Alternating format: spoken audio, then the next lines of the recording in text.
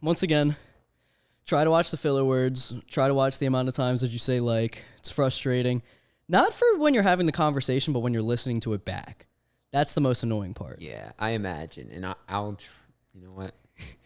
I'm try. Like, it's pretty hard, but like. Fucking think about it. Dude, so. It was so annoying watching back on the last podcast. But honestly, the reason I was talking to my dad about it, and he said, you're always your own harshest critic, and you're always going to watch the stuff back that what you do, and you're going to be a lot more pissed than the majority of people are going to be.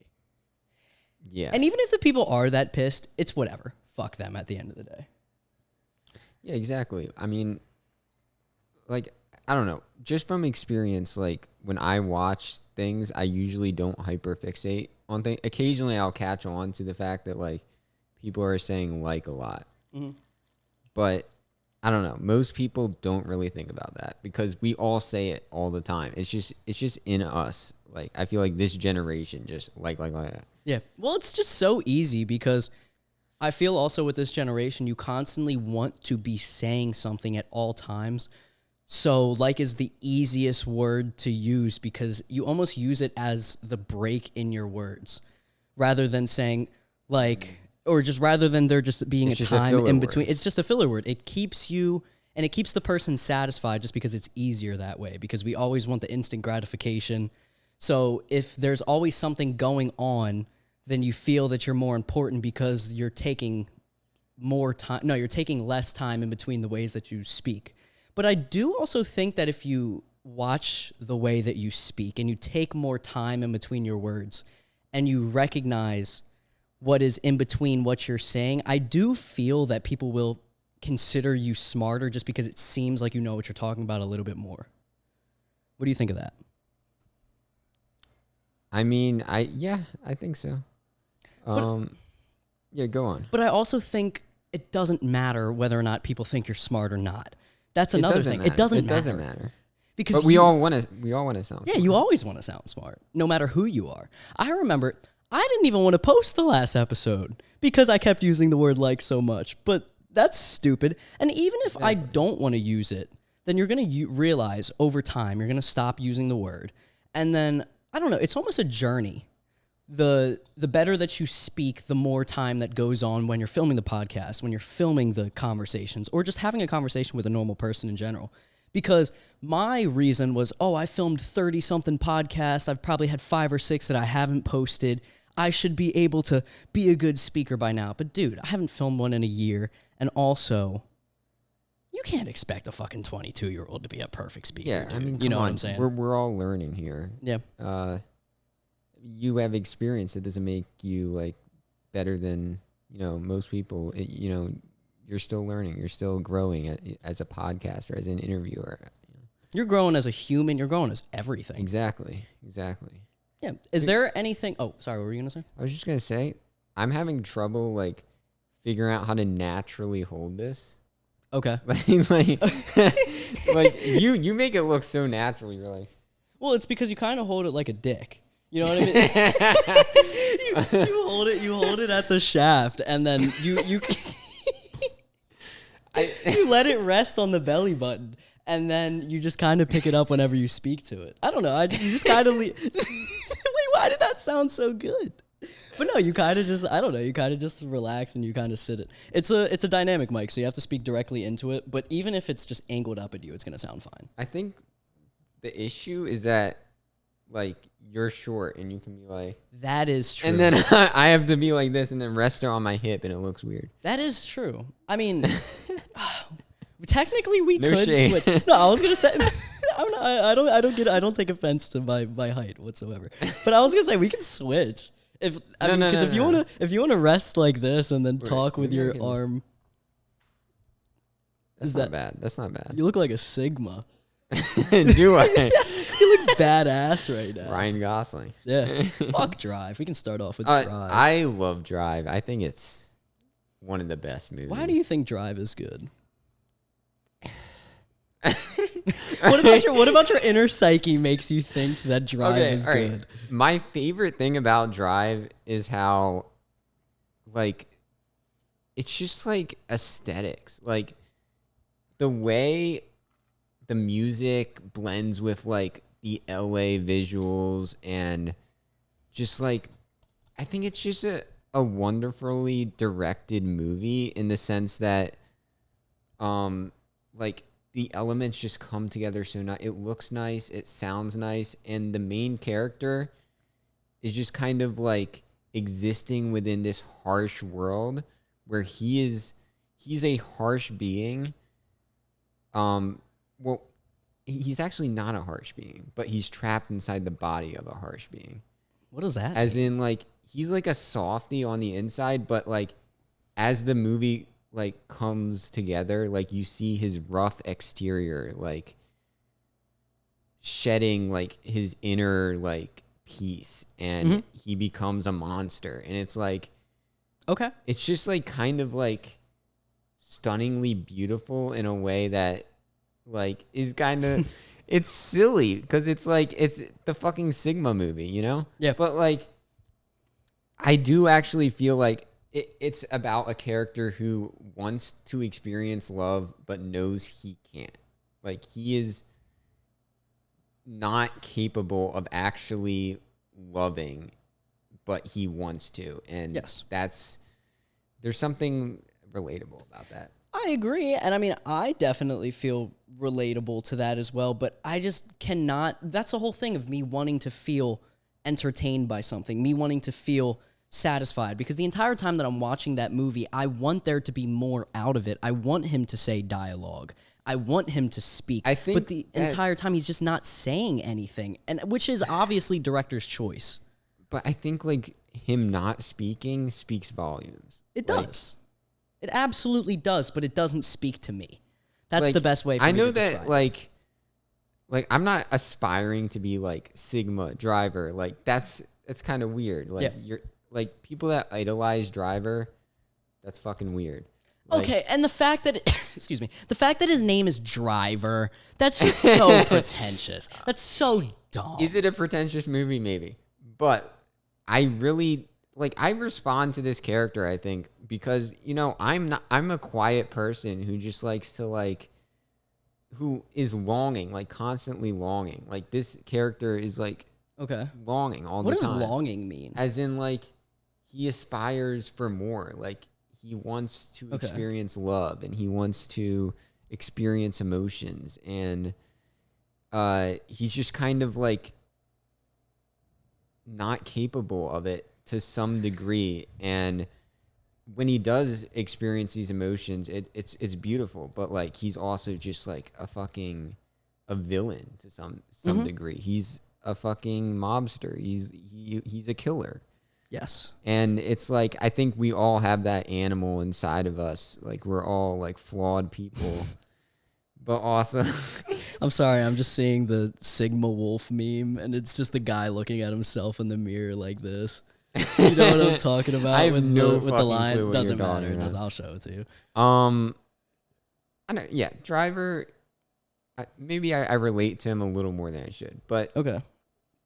I don't know. Sigma. He's just he's a sweetie pie on the inside. He is a sweetie pie on the inside. But I feel that that's what every man wants to be. Every guy wants to feel, I'm not saying a sweetie pie, love you, cuddly up, all that kind of stuff. We all appreciate it. But I feel that every guy at the end of the day wants to be coddled. Every guy at the end of the day wants to be cuddled and loved and appreciated. And some people have that harsh exterior on the outside, but once you get to know them, they start to soften up. I know plenty of people like that, including myself.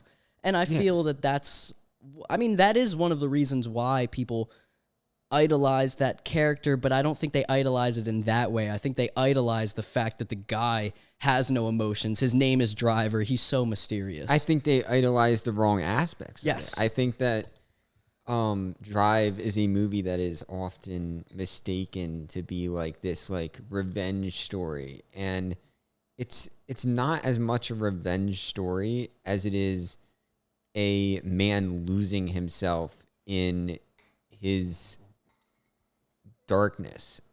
And I think like there's so many beautiful parts of the movie. The elevator scene in particular, do you know what I'm talking about?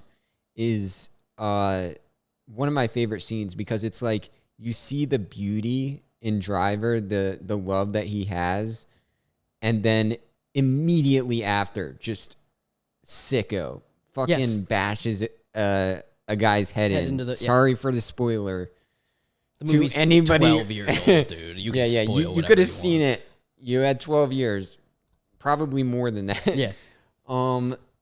But yeah, I just love that scene so much, and like it's just such a brutal scene, but it's beautiful. I kind of touched on this within the last episode, but I kind of want to segue our topic into something else.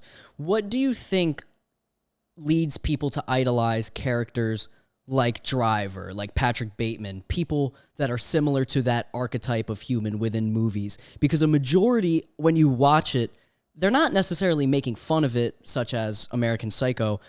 Drive is kind of a different, but why do people look up to these Sigma characters? What is so common or what is so loved about them? Especially, I mean, if you look up to Driver, what do you think makes these people, appealable? I don't know if I look up to Driver, but all right. So here's what I'll say. I'll say that I watched Joker 2 yesterday. Joker Folia Do. Yes. Or whatever the fuck. Joker Folia Mid. Yes. Yeah. I didn't like it. I thought it was pretty bad. I didn't really like the first Joker though. So interesting. Okay. To be expected.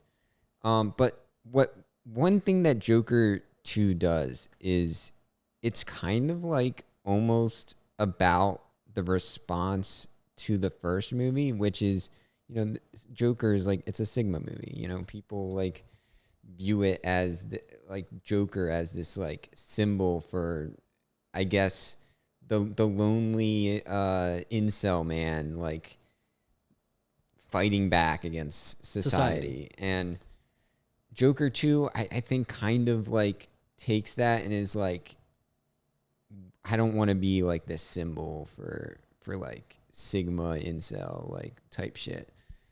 And so basically I think that like people idolize these characters not because the character is supposed to be, in most cases the character is not supposed to be like this symbol for, this type of person that's the lonely male, like that is outcasted by society. I think it's adopted by people, and it's adopted because it's just like people view it as like relatable to them, but also there's a specific level of relatability to it. And I think part of it has to do with violence. I think that people really gravitate towards characters who express violence because of the way that they're outcasted. Okay.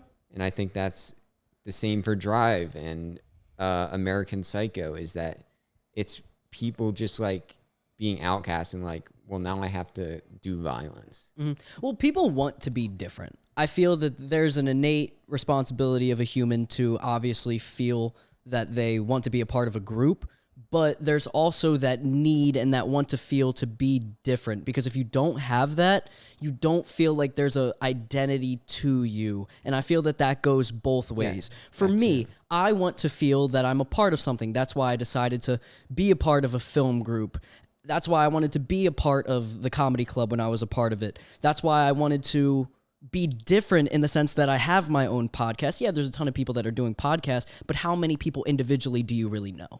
That's what I'm saying. Yeah. And then how many people do you have that are, making TikToks on their feed and posting and just being kind of out there wearing colorful clothes? When you walk on campus, all you see for the most is black clothing, brown clothing, gray clothing. It's just the easiest to wear because you feel like you fit in. So that's why I want to wear more bright stuff. I mean, I'm not wearing anything colorful right now. Yeah, no, I wear muted colors all the time. But that's what I'm saying. I want to wear colorful stuff because I want to have people notice me. I have that desire to want to be seen, want to be liked, which is, I think, a healthy thing, but also a not healthy thing, because there are certain things that I may do that lead me to be worse overall, because I care too much about that rather than just wanting me to be doing it for my own good. So, I don't know. And then I think that a lot of people because violence is so easily spreadable on the internet, it's easily spreadable because people want to see stuff that go to the extreme. So when you have content that is easygoing and easy to digest, yeah, people are going to see it, but they're not going to give an outrage to it. But when you have the Joker character, when you have the Patrick Bateman go against society and start fighting against, you know, all this kinds of shit, people are going to be like, oh my God, I see myself in him. And then they want to feel, they then feel like they're a part of something, and then they also believe in their, they want to be seen, and they feel that the only reason that they can be seen is if they end up portraying violence. And it's a very unhealthy dynamic, which I don't know how you can teach to kids or adults or anything. Just being able to be seen is just such a hard thing, and that's why you want to feel like you're a part of something, and it sucks no matter what. That's a very interesting thing too, is the desire to be seen, because like I feel like for most of my life, like I've not necessarily wanted to stick out, but I've also wanted to be seen as, you know, an artist, and or like be appreciated. And it's like my whole life, you know, I wear muted clothing, and I you know, I don't think I look like different or like that different from like the average person. And it's like nowadays I'm thinking, should I, you know, start trying to stand out? Should I start? Because like I don't think to this point I really have enough. Well, it depends what you want at the end of the day, and it depends the reason that you want to stand out. If you want to stand out because you want other people to notice you for ulterior motives to get whatever you want, or which doesn't make any sense, but I guess you would have to give an example for that, which would be like, for me, I went out of my way to talk to everybody. I went out of my way and I wore really bright colors because I loved when people gave me the attention. I loved when people would come up to me and be like, oh my God, Brandon. But that was because I saw these people on social media with 50 comments on their posts and 400 likes and 500 likes, and I wanted to be a part of that. I wanted to be that person that you saw on social media that people looked up to, and that was a part of the reason why I did the podcast. But now I start to realize that the attention that I want isn't because I want more likes, it's because I want more this. I want to legitimately feel an outlet to provide the thoughts that I have, because I feel that I'm not any different than anybody else, but I feel that I can be a spokesperson just because of how willing and how emotional available I am, especially with being on the internet. And that's why I think that I can be a voice for people, which I mean, I truly do believe that. And that was why I started to do this again, because through therapy, I've started to recognize, oh my God, I actually am a cool fucking human being. And before, the reason why I stopped was, you know, there were so many different reasons why I stopped, but one of the main reasons was I didn't think I was worthy enough. I had imposter syndrome. Yeah, I would get all these likes. You know, there would people be commenting, but I didn't think I was worthy of it. I didn't think that they meant anything, and everything that they said, I was like, they're just clicking this because they want to be interested or whatever. But at the end of the day, that doesn't matter to me anymore. I'm doing this because I love it. I'm doing this because I want to have these conversations. I want to learn, and I want to share this kinds of stuff with the internet, rather than more people commenting on my posts and likes. Exactly, and that's a great reason is you should do it for yourself, and you should not care about what other people think. And I think one of the things I was touching on before is that I've wanted to stand out, but I've also not wanted to stand out, and it's like I wanted to be seen, but I don't want to be seen to the point where I feel like I have enemies, and I think that's a tightrope that I've been trying to walk for a lot of my life. Is it feels bad to have enemies, to have people that don't like you, and I don't know, like maybe in middle school, like I made enemies and it felt bad, and since then I've just been like, I don't want to make enemies, but then at the same time I'm like not making enough friends because I'm just trying to be neutral to everybody. Yeah. And that's, you want to not be neutral, but just be a good person and still stand out, but like don't make enemies, but you can make enemies if you want. Yes. And I think we've talked about this with our friends, me, people who have loud personalities, people who put themselves out there. No matter what. Naturally, they're going to make enemies. Naturally, you're going to make enemies because people, number one, and I'm not saying people are going to be jealous of me, but people are jealous of the availability and the personality because they feel like they want to be seen, but maybe they're afraid of whatever reason to do that. And I've had experience with that, and it's really frustrating because at the end of the day, you want everybody to be happy. You want everybody to do that. And you try to have conversations with these people, and they're just not even willing to listen. Because if somebody hates me, if somebody wants to be my enemy, I will always hear them out, and I want to know why. But a lot of the times, the people won't even be willing to have a conversation or willing to listen, and that's what's the most frustrating part about it. Because, it makes sense. If you're frustrated and for whatever reason, you become envious, you become jealous, and it's fucking annoying. It's fucking annoying. Yeah, and I think that,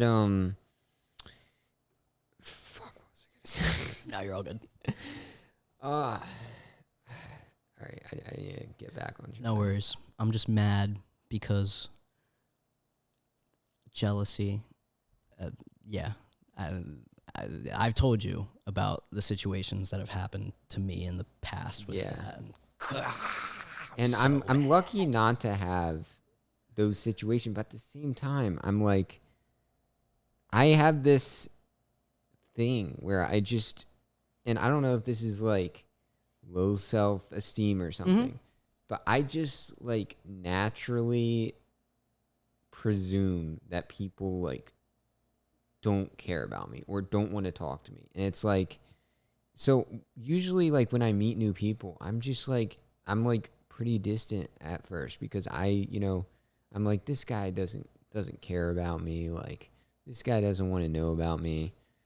And that's an issue because it's also like me like trying not to make enemies, but at the same time, that's like an easy way to make somebody be like, this guy is like kind of weird. Like this guy is not fucking with me. But when you're doing that, you're automatically creating a conclusion for yourself. So I think that is also an anxiety issue because when you're not even willing to have the conversation because you're afraid that they're gonna have or because they're gonna not like you. That is that's self-destructive because you're already creating a conclusion before it even happened. So you're just cutting the ends off no matter what without even giving the person a chance to like you or dislike you. And you're just being a shadow in the sideline of somebody's life. And you don't want to do that. You want to put yourself out there. You want to meet as many people as possible. And if they dislike you, then they dislike you. If they like you, then they like you. And that's kind of what I've recognized is you're going to have haters no matter what if you truly portray who you are. But the people that like you will really like you. And the people that dislike you might really dislike you. But do you even care if they like you at the end of the day?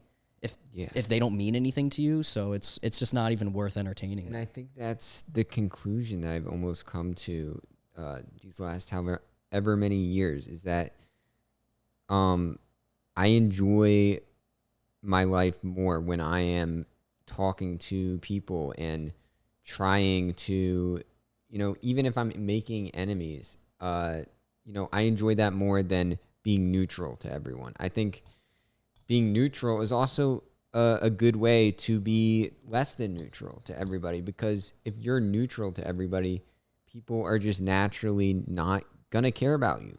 Yeah. They're going to say, NPC, why would I want to involve myself in your life if you don't have anything going on? You have nothing to offer. You have nothing interesting to talk about. And, I think that I'm trying to overcome that a lot. And I think I have overcome it to some degree, but I'm still, trying to reach that point where I feel more comfortable talking to anyone and everyone and approaching random people, like at the bar, like you're so good at just approaching people. Like you have a skill for that. Just not giving a fuck and just talking to anybody and everyone. And I don't know if I can really do that by myself at this point. I can't just go up to somebody and be like, starting a conversation like that because it's hard to some extent. Okay, I'm going to say this. There's different moods that I'm in because I make it seem extremely easy, but I am horrified a lot of the times that I'm doing it. Yeah, I imagine. And you've said it. You've said that you've recognized that, or maybe you're not able to recognize that, but I portray it well. But the thing is, I think it's because I'm extremely communicative about it. So I might walk up and I will make a joke about it, and it automatically diffuses the situation, and it makes me seem more like I'm in reality compared to somebody who just goes up and says, "What's up? What's your name?" You know what I mean? That kind of stuff. I might walk up. I can't give you an opening liner, but I'll just be like, I'm not gonna lie. You're really pretty. I'm even nervous to talk to you. Like, oh my God, hi, blah, blah, blah. And then they'll like start smiling and they'll laugh, and then boom, automatic, all the nerves are gone. And then you can just get to know the person for who they are. Yeah. So that's kind of the easy way for me is you just show that you are nervous, and people, if they're in reality and want somebody who is legitimate will really appreciate that, whether they find you attractive or not. So... Yeah. The thing that you don't want to do is the nervous kind of creeping around, not creepy as in being a creep, but the creeping around not knowing and then not doing it, because then you do kind of seem weird, if that makes any sense. So you have to be confident in not being confident. And then when you're able to do that, people will really appreciate you because you are genuine, and people love genuine, especially now in this society.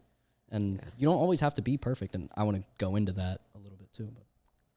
Well, I also just want to say, I think that you should think about it as if you're going up to yourself. And, like, if somebody came up to me and they were like, "You're really pretty," I would be like, "Oh, my God, like, let's talk for, like, 3 hours straight." Like, let's just That's what I'm saying, exactly. Let's literally just, like, hang out, like, right now. Like, I don't even know you.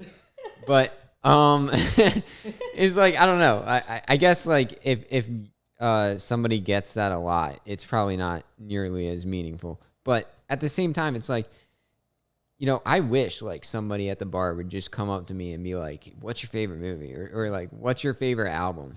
Like, that would be awesome. So like, I know not everybody is as into like music and movies like that, but I still feel like people would want to answer that question, want to be like, "Oh my God, I just saw Wicked. I loved it." And, you know, it's like, for the record, I didn't like Wicked. Just went. But yeah, no, I feel like people generally speaking want to talk about themselves. And, oh my God, absolutely. And I think that's what I need to recognize when I'm at the bar. So what I will say is, I said that I go up to people and I compliment them and say they're pretty, but I always make sure that I personalize whatever compliment I end up saying. So if they have a nice necklace, I will compliment them on their necklace, and I'll ask them where they got it from. And they'll say, "Oh my God, I got it for my birthday. My grandmother got it for me." I say, "Oh, do you have a really close relationship with your grandmother?" "Oh my God, yeah, I just saw her last week. We went to go see the movies. We went and saw Wicked." "Oh my God, you liked Wicked? What'd you think of it?" It's like, "Oh, I really liked it, but honestly, I like Ariana Grande more of a musician." "Oh, you like her as a musician? What's your favorite song by her?" "I love The Way with Mac Miller. I'm a really big Mac Miller fan." "Oh my God, how hurt were you when he died?" So I just I just made the most bullshit conversation out of nowhere. Was this a real conversation, or did you just make that up? I just made that up in my head. That was amazing. Yeah, that's what I'm saying. Exactly. Hold on. I gotta restart the camera because it restarts every 30 minutes. But boom, no, that's how fast I'm able to think of shit like that. Boom. There we go. So the camera will turn off automatically after 30 minutes. So I have to go up and. But yeah, no, I just created that. That's great. And I think part of it is like, if you're nervous, it's harder to come up with stuff on the spot. But the more you do it, the less nervous you're going to be. Yes. And there's always going to be a little anxiety in it because you're going up to talk to somebody that you've never talked to before. And it's a scary thing. But I think just like with practice, like anybody could just talk to people. Yeah. And I mean, the biggest thing, I've talked about this on so many different podcasts, but it is the mirror method. So you find out what somebody says, and this is horrible to say, but you don't have to listen to all 60 seconds of what they're saying. You just have to pinpoint one thing that is interesting about what they said and then just go deeper onto that aspect. You got it down to a science. No, it's messed up, but that's what people do naturally. That's what people do no matter what. It's just easier to have a conversation that way, because if you are legitimately absorbing all 60 seconds of what every single person is saying, it's really hard to pay attention. But, I mean, yeah, you should, obviously, but it's hard. It's difficult. But obviously, no matter who you are, who I am, you want to talk about what you want to talk about. So you find, if you hear somebody says, Ariana Grande, oh yeah, I like Ariana Grande, she's a good singer. And then you start talking about music. You start to get into what other musicians they like. And then now you're on something that you talk about. But I mean, we talked about movies earlier, about Wicked. Oh, you saw Wicked. Did you end up seeing Anora? I saw it's going to win Best Picture. Oh my God, what's that? It's Mikey Madison from Scream. Oh my God, I love the Scream movies. But you know what I mean? And then there's an entire conversation right there. So it starts here, and then it goes there, and then it goes there, and then it goes there, and then there, and then there, and then there. And that's all conversations are. It's just you have to kind of, once you recognize a conversation for what it is, it's really simple. Yeah, but I feel like also at the same time, like every conversation I have, it comes back to like me talking about the movie Shame. Like, I'm not joking. I don't know what I said. That girl, I don't want to name drop. Yeah. Let's not name drop. Unless it's good. From Thursday. Yes. I mean, yes. I don't have to say, I'm not saying anything bad. Mm-hmm. But I was talking to her, and I think I asked like if she goes to the movies a lot, and then she like asked me like what my favorite movie is. So I was like, but I don't know. Like I feel like a lot of conversations, just I bring that up, and I don't know why. I don't want to talk about it. Do you feel uncomfortable with that being your favorite movie? You know, not like. I think it's honestly funny, like, if it's, like, I'm just talking about it with some random person or, like, my friends. I would never tell my parents. They'll probably find out eventually. They'll probably watch this podcast. Let's hope not. Please do not tag my parents. I know. Do not email them this. Okay. Deal. I will come after you. If they look up Alex Lavinson, you might be cooked, though. Let's hope not. Let's hope they don't do that on a regular basis. Yeah, whatever. But I mean, I feel if they watch this, would they be disappointed in you? Would they be excited? I would just be weirded out. I would be like, the fuck? Like, what? Yeah, but I think you're creating too strange of a expectation from them. Because, I mean, the movie's Shame, it's whatever. Yeah, it's a weird movie, but, dude. It's not even that weird. It's just the fact that it's, like, a sex demon movie. Yeah, but the thing is, I tell people that my favorite horror movie is Martyrs all the time, and Martyrs is the most disgusting movie you've ever seen. That's fucking weird. Yeah, that's what I'm saying. And I love Raw. I love Raw. That's a good movie. Yeah, no, but I'm saying I love Martyrs. Yeah, it's the most disturbing movie of all time, but that's why it's really good. Because you're so disgusted by it. Exactly. I think that, like, the best movies, most of them at least, kind of push you to some degree of uncomfortability. Like, Challengers. Challengers is fucking, and, you know, my parents know that I like that. They haven't seen it. They don't know everything about it. My mom, I think, researched, like, she heard I liked it and was like, let me get into it. What is this? It was like, oh, she probably thinks it's gay, which it is. It is gay. It is gay. But, you know, whatever. Like, you know, I don't care. I brought up, like, Boogie Nights to my mom, and like, it was an accident that I brought it up, and she was like, oh my God, isn't that like a porno movie? And it's like, oh, well, like, now she knows I like Boogie Nights. Yeah, but I don't think that's that big of a deal because, I mean, once you get older, people are going to respect who you are a little bit more than if you say that when you were 15 years old. I told my mom that I loved Poor Things, and I explained to her what the plot was, and she said, that's really weird. Did and then you explain, like, the fact that she, like, goes to a brothel and becomes a prostitute? Yes. And then she watched the movie. I would never explain that to my mom. Which makes sense. But then my mom watched it, and she said to me, oh my God, Brandon, this movie is so good. It's one of my favorite movies of the year. And I said, yeah, I told you. It's fire. I guess this is different because, like, my mom would definitely, like, watch that and be like, no. Like this Okay. is like gross. Like this is like too sexual. She's just like, she makes a big deal about like sexual stuff, and she, I don't want to talk about like sex with her. Like that'd be weird. Absolutely not. I don't want to talk about that with my dad, but he probably is willing. He's probably like, let's talk about sex. Sex. But it's just like, I wouldn't ever want to talk about stuff like that to my parents, and that's fine. I'm okay with that. That's why I don't want to bring up shame. Yeah. And No, and I completely understand. but to anybody else, I'm fine talking about sex, because maybe not my grandparents or like my older relatives for the most part, but like people my age and friends, acquaintances, I'm totally fine bringing up stuff like that, because I think it's a natural part of life that isn't inherently weird. Yeah. Well, it's not inherently weird, but it is inherently weird. I think there's always a time and place to talk about sex. And you have to know who you are talking to when you're talking about sex.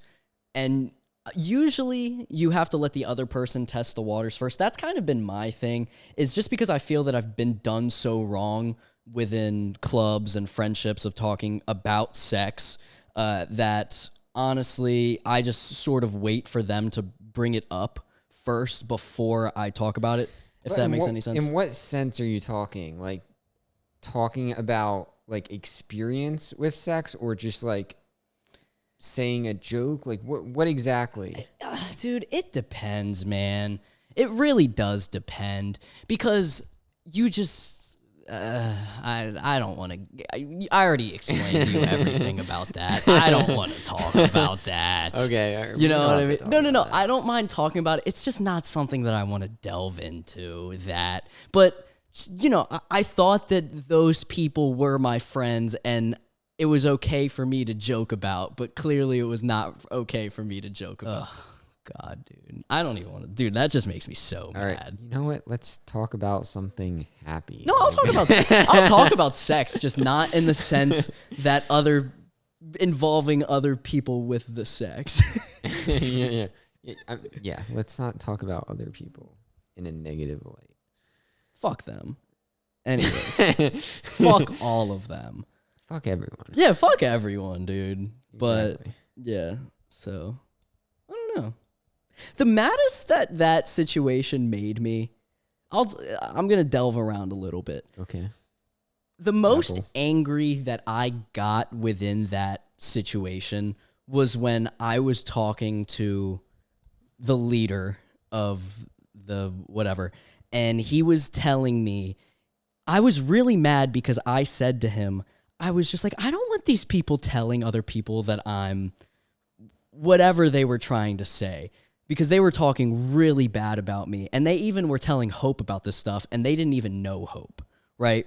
I said, I don't want these people telling people that I'm like this freak or I'm this whatever. And he got actually mad about me. He said, you can't control anything of what other people do. I don't know why you're getting so mad about that. And I said, am I not supposed to be upset or mad or feel like I don't want them to do that? Yeah, I can't control anything. He said, then stop getting so pissed about mean it. That they should be dicks. That's like, that's what I was saying. And that's what made me so goddamn angry about that whole situation.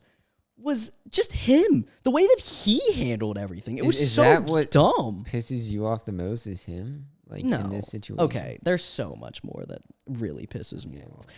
What really pisses me off is the fakeness of all of them. Every time they see me, oh my God, Brandon, hi. How are you, Brandon? So And then, look, let me give you a hug. Can you tie my shoe? You just got me kicked out of a club and you want me to tie your shoe and give you a hug? What the fuck? Are you kidding me? Ugh. Dude, that makes me so mad.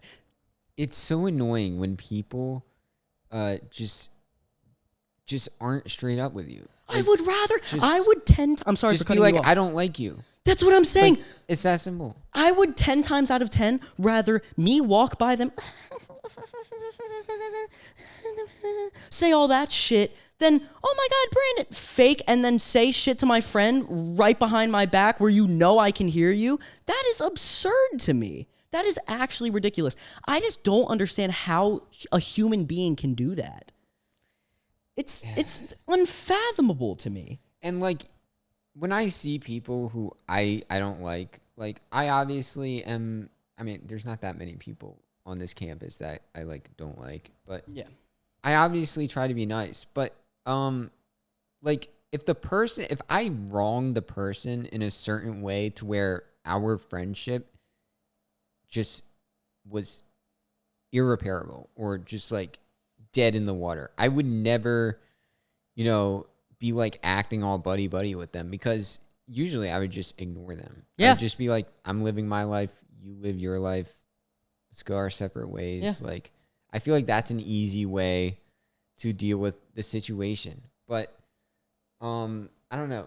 That would bother me so much. Doesn't it? If like a person who deeply wronged me in a way that affected me in a horrible way and caused anxiety in my life, just act like it didn't happen and was trying to be all buddy buddy, and then also like saying things behind my back to where I could hear them. Like, it feels like an attack.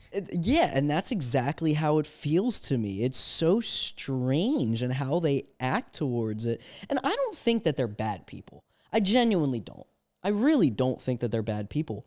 But it just doesn't make any sense, because if I had that much of an effect on you, I mentally hurt you that bad, why are you pretending to be my friend?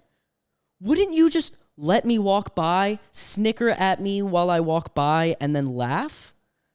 That doesn't make any sense. And then you want me to hug you? Are you kidding me? You don't owe them anything. I don't owe them a fucking apology. I don't owe them a word, and they don't owe me shit either. And I recognize that. God damn, that pisses me off. Anyways. Do we want to talk about something a little lighter? I don't care. I can cut all that out. I just need to get my emotions out. That's fine. Whatever you need. Whatever you need. This is to rant about. This is your podcast. I'm having you on. We'll talk about you. I'm fine talking about you. I'm fine talking about anything. No, you're the guest. I want to talk about you. I just got caught in a situation that I just got not flustered. I just got angry. All right, so we're gonna go to karaoke night tonight. Yeah, we're gonna go to karaoke night. And the question is, will I perform Chop Suey? Chop Suey, because I think Chop Suey is the pinnacle karaoke. So I think it's the best song to sing at karaoke, because there's parts where it's like screaming, there's parts where it's singing, there's parts where it's like a trade-off. It's just like there's so many different styles of like vocalization in that song, and I really just want to perform. I think it'd be fun as fuck. So but I'm scared to do it alone. Why are you scared to do it alone? Because if there's like a big crowd, it's just me up there. I got nobody. It's just me. But all right, I might have found a friend willing to do it. Okay. So, well, that's all that matters then. Okay. We'll see if they comply. I definitely understand, because I feel that that's one of the songs that if you do by yourself, it is kind of strange. But because it's also not a sing-along song. Like the people in the bar probably won't be singing along to it. They'll probably just be watching me, and then it's just me. Yes, it feels more embarrassing when you put yourself in that light.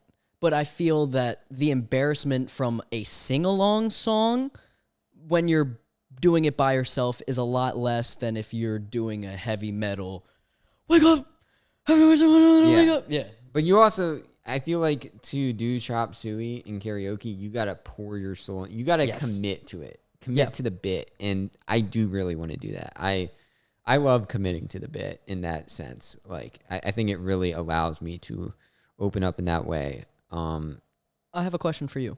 So you said that you've started to open up more within the past, however, I don't know what your timeline is, year, 6 months. What has been that outlet for you to do? That's an interesting question, because I think that, at one point, I really wanted to talk about music with people. And then at one point, I really wanted to talk about movies with people. And I still I really want to do that. Like, I love talking about music and movies, but um, I don't think they're necessarily the reason. Because I think there were times when I was hyper fixating on those aspects of very specific things. And when you talk about one thing with people, they catch on to the fact that, oh, like you're kind of like obsessed to this specific thing. And that's, that's kind of weird. It is. And like, if you're just like a one trick pony, like your value kind of like runs out pretty quickly. I would say yes when it comes to your personality, but I do think it is better to put your eggs in one basket when it comes to maybe your career choice. I think that, unless you're just a jack of all trades when it comes to people like Donald Glover, I mean, they can just be good. He can just be good at anything. But I definitely agree. I think that when all you talk about is movies, when all you talk about is this specific artist, people get really frustrated because you feel extremely one-dimensional. You want to be able to talk about society. You want to be able to talk about health. You want to be able to talk about, I don't like to, but politics. You want to be able to talk about movies and music and cars and all that. And the more stuff that you're interested in, the more connections that you're able to create with people. And you can find that, video games, whatever it is. And I think it is important to recognize that you don't want to just intentionally become interested in something that you're not interested in, but it is better to know and be interested in a lot of things. But yeah, I think it starts at a place of me trying to connect through the things I'm very passionate about, and then it evolving into different things. And but I've tried to definitely like not hyperfixate on specific things, and also listen to people. I think listening to people is one of the best ways, because if you're just talking about yourself, the person's going to be like, okay, like this guy, he doesn't care about me. And you gotta acknowledge the other person, and make them feel even more a part of the conversation. And I think that those are like the things I've tried practicing more in order to open up more. And maybe some of them are working, maybe some of them are not. I want to say I'm very frustrated with the fact that when I write for the review, I write like 90% like movie reviews and shit like that. And it's just like I was talking to one of my friends on the review, and I was like, I want to write like a personal essay, because they write a lot of personal essays, and I just can't do that. Like, I don't know why, but I feel like writing about myself in that way, just I can't do it. I don't know what it is, but I just feel like writing about myself through an indirect way, like a movie review, is much easier. And that's something I need to work on, I think.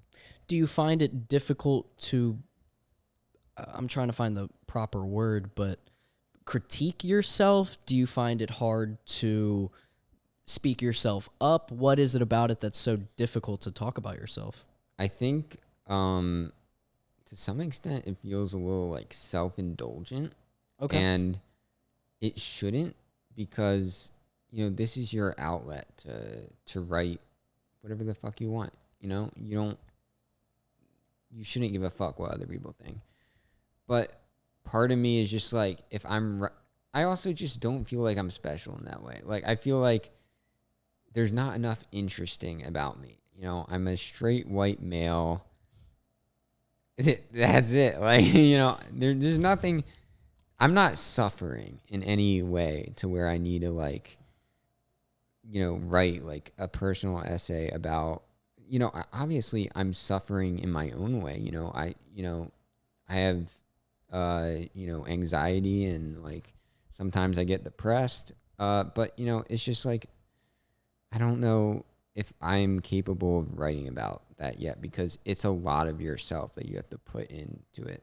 But I don't personally think that that is self-indulgent, and I think that's the biggest issue with depression and anxiety is it makes it seem like it's so much louder than it actually is, and people feel that their just problems are so much louder than they really are, and that's what it comes down to. And for me, that, like I said, that was one of the main reasons that I stopped doing this podcast was because I got that imposter syndrome. I didn't think I was good enough. Why would anybody want to listen to me? I'm a 5'6", 130-pound white male that is a senior at the University of Delaware. What does that make me any more gifted or whatever than anybody else? But that's not the point. It's the fact that you're just willing to put yourself out there. It's the fact that there's so many people that have all of these hidden stories that want to listen to people that are just like you, that they get sad, they get depressed, they get anxious. Hell, I would love to hear your story, somebody else's story that was similar to mine, because it's like the character of the unknown. You see all these people on your phone all the time, and you think they're so much different than you, but they're really not. They're just the person that decided to pick up the phone, start the camera, and make that content. And that's what you're forced to see all day. But when you actually surround yourself around those people, or you recognize the work that they put into it, you're really not that much different. I mean, I'll watch videos of people on YouTube, and I know I have the skills to edit just as good as their YouTube videos are, but my laziness, my imposter syndrome thinks, oh, somebody wouldn't want to do that, but that's how everyone felt when they once started. But as you start to do it more and more and more, yeah, it starts with quality over quantity, but quality comes with quantity, and then you start to recognize, wait a second, I maybe am pretty damn good at this. So you got to start somewhere. And I mean, I always consider there were two people in this world. There's the person that is extremely afraid that they will try as hard as they can to get whatever they want. And then there's the person that's extremely afraid that they won't even try. And which one do you want to be?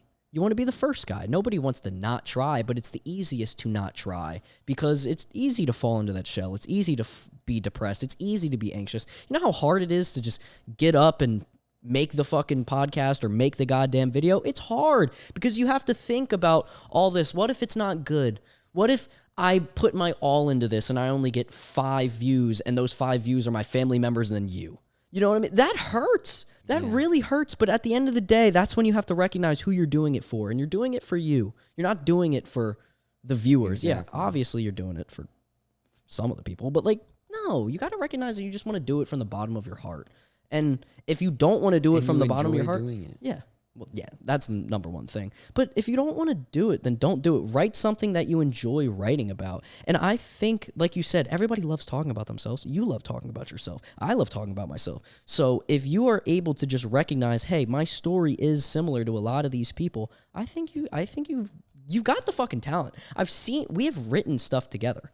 I know that you're capable of doing that. You're stuck in that loop, and it's really hard to get yourself out of that. Well, I think it's easier to write about yourself in an indirect way than it is to write about yourself in a very direct way. And what I mean by that is, like, when I write a fiction story or a screenplay or something, I'm writing characters. I'm not writing myself. Obviously, these characters might have pieces of myself, but I'm not saying, like, this is me. Like, I'm, using the art to talk about myself, but in a very indirect way, to where it's about my struggle with something, but it's also a character. It's it's almost like you have to dig through the messaging to figure out what I'm actually saying, and I like that more because I feel weird, like, writing. It's specifically with writing. Like, I can talk about this stuff. I think it's easier to talk, but with writing, it's hard to just expose yourself like that. Is it the fact that you're afraid to put your name on it because that is you, or is it just genuinely easier for you to write yourself as somebody else, if that makes any sense? So you're afraid to say that, yeah, I do feel these emotions. Are you afraid of that? Or do you just feel more comfortable putting yourself as a character? I think maybe to some extent it's tough to write about the emotions you feel in a direct way. It's like saying you're depressed is tough. Like, I don't want to tell my parents like that I like have had spouts where I've been like depressed or something, because it's just like it's opening up a can of worms. And I think that like you can like, it can be therapeutic to like write about it, but in a way that it's like not directly stating like I have depression. And maybe part of it is also the fact that is like when I do art, it's coming from a place of, being inspired by movies and stories that are inherently not expositional, just because, it's fiction and it's building characters and worlds, and it's not like trying to give you answers straight up. And I think that the best art, that the answers are hidden within the art and not like on the art, if you know what I mean. I understand that.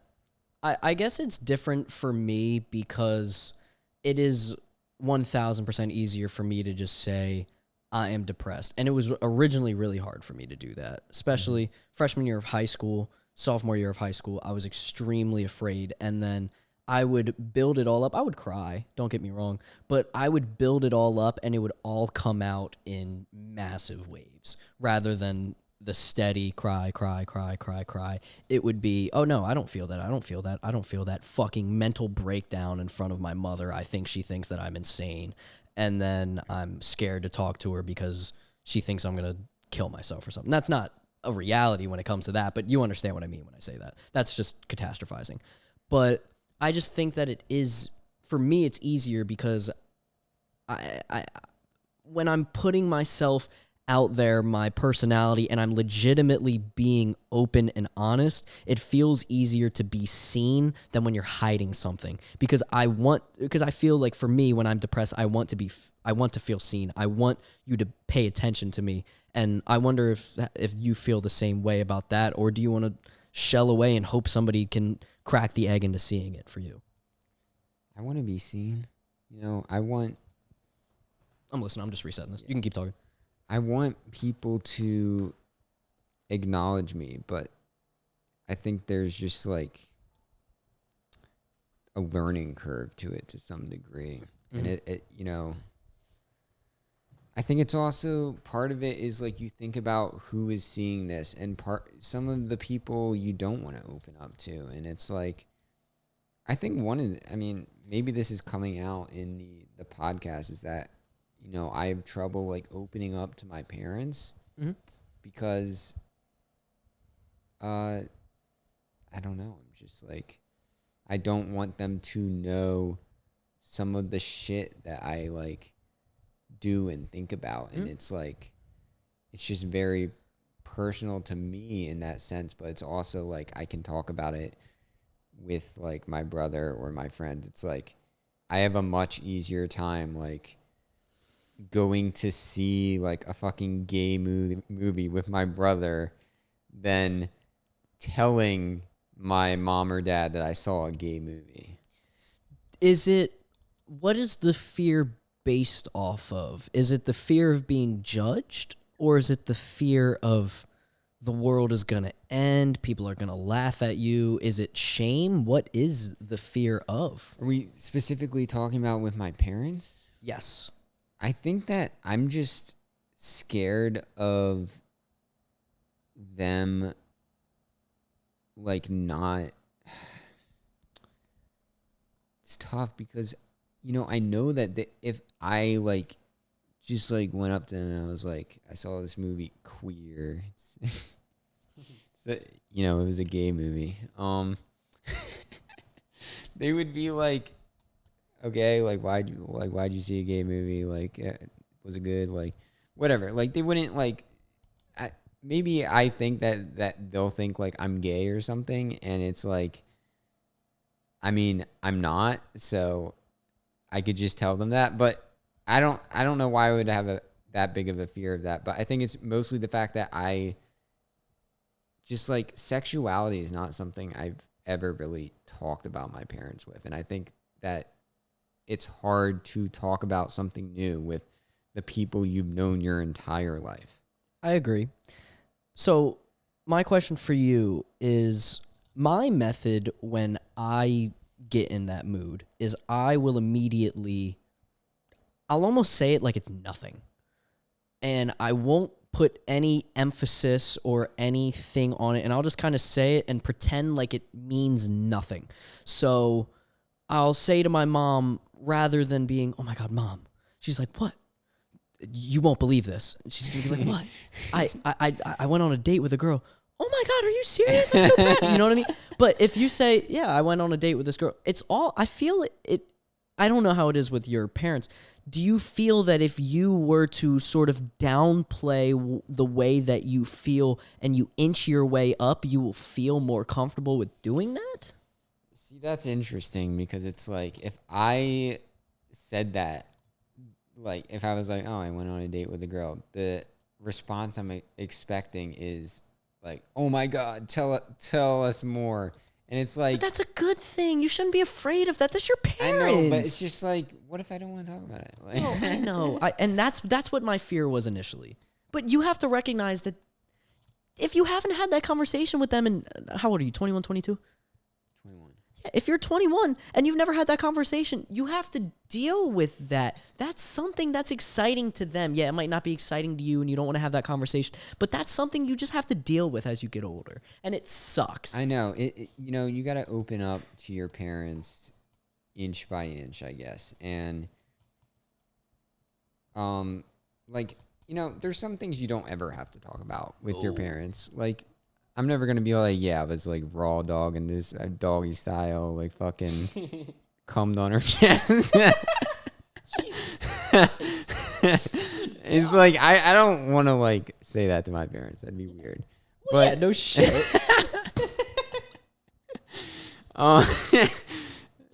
Yeah, but I think that, with time, and, I have done this, I wouldn't be able to talk about, R-rated movies with my parents like, 7-8 years ago or whatnot.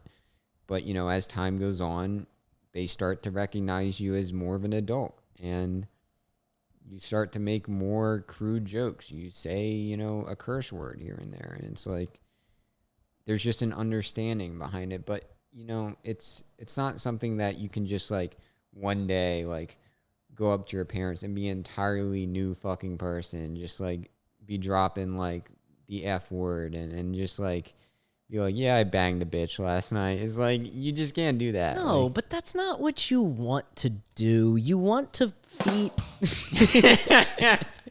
you want to feed into them. So my mom, when I had the girlfriend, she was like, oh my God, Brandon, I'm so happy for you. She's like, are you wearing a condom? Please tell me you're wearing a condom. I'm like, yes, Mom, I'm wearing a condom. You know what I'm saying? So I enjoy having those conversations. I used to hate it. I used to be like, I don't want to have this conversation with my mom about sex and all that. And my dad will say the same kind of shit. He's like, I'll buy you condoms if you need them. And I'm just like, maybe my parents are different than yours, but it never started like that. I was so afraid to tell my mom about the girls that I was seeing.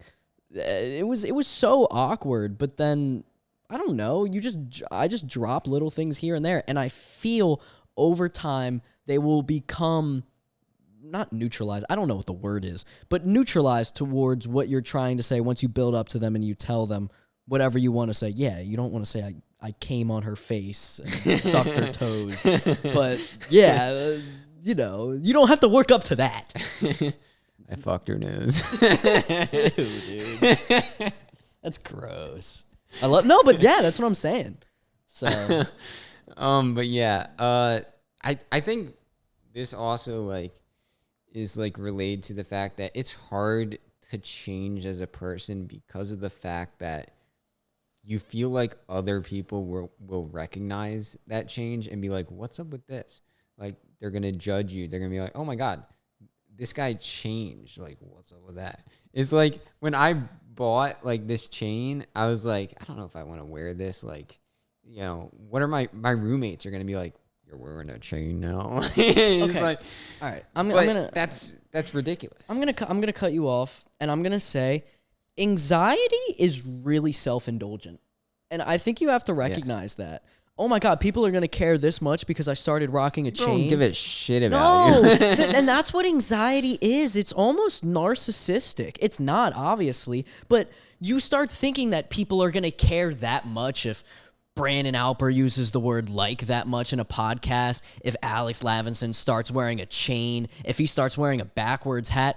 Oh my God, well, he started doing that. And then they're going to talk about all their friends with all their friends. Yeah.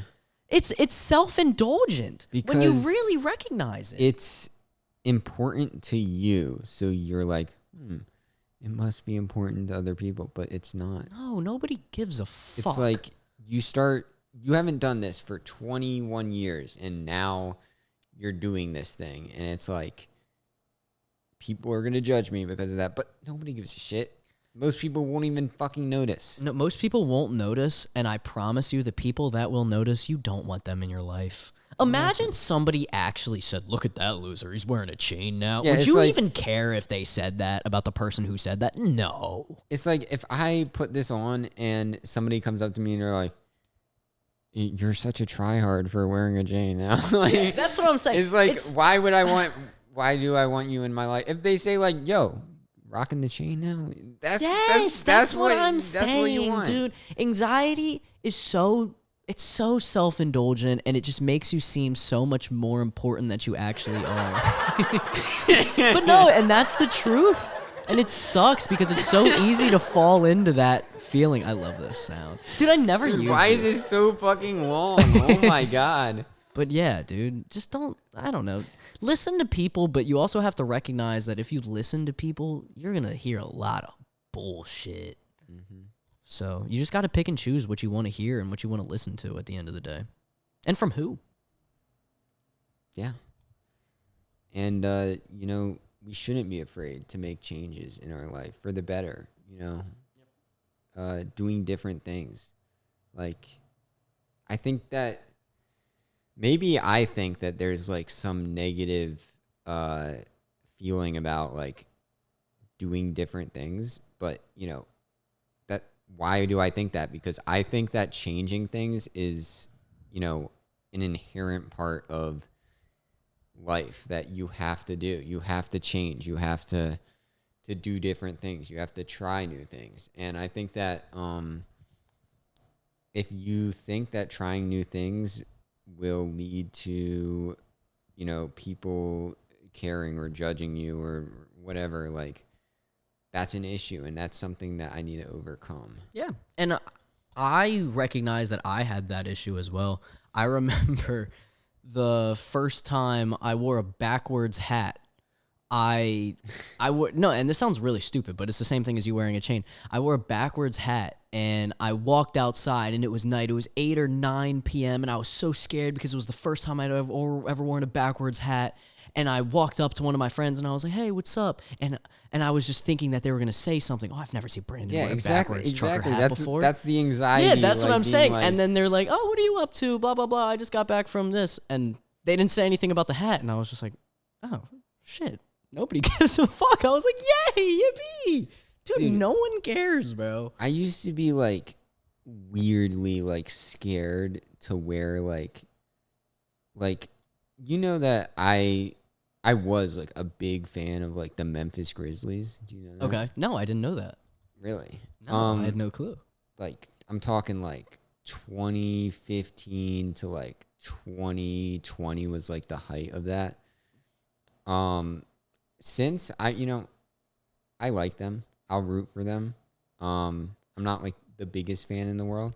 But, I had, like, a Grizzlies sweatshirt and, with the logo on it. And I would be, like, scared to wear it in public. I would just be like, this is, like, something unique about me. I don't want, like, people coming up and asking, like, oh, you like the Memphis Grizzlies? It's like, why? That's like something that's a conversation starter. Like, why would I be afraid of that? And it's like, yeah, like I have Grizzlies hats that I don't even wear. And mostly nowadays, like the reason I don't wear it is just because like I don't care about basketball that much, to be honest. I have hats I like more. I like my A24 hat. That's a conversation starter. We can talk about A24.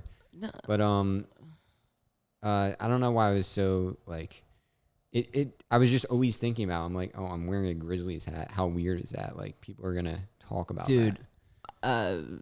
Anxiety makes you think It's some crazy, weird man. shit, dude. I remember when I would have conversations with people, I used to always feel that I had to end the conversation on a specific note. I always felt that I had to let them finish the conversation, or it would come down to, if I brought something up that they posted on their Instagram story, I would think, oh my God, they think that I'm really paying attention to their Instagram story. Oh my God, they're going to think I'm such a weirdo.